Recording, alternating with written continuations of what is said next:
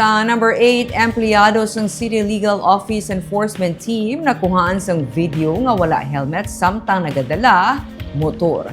Nag-viral lang ini nga video nga gin-post sang isa ka concerned citizen kung sa diin makita ang isa ka lalaki nga nagasuksok sang uniform sang Bacolod City Legal Office Enforcement Team samtang nagamaneho sang motorsiklo nga wala sang helmet.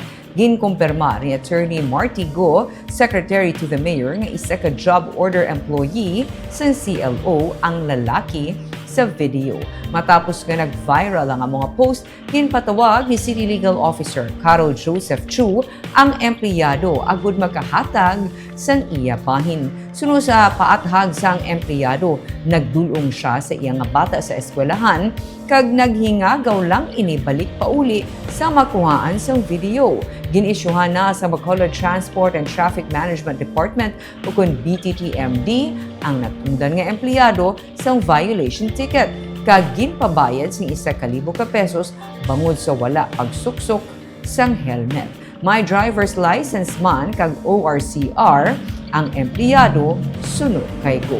Nagapaan namang syudad sa tanan nga mga empleyado lakip na ang mga job order workers nga kung sila mismo ang maglapas sa lagi sa dalanon hatagan sila sa gihapon sa nagakaigo nga penalidad.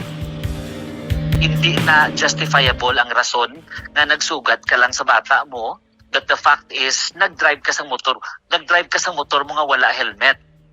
Oo. So kinanlan iya ginaiya nga nga bayran or kinanlan yan ang atubangon ng iyang offense kag violation.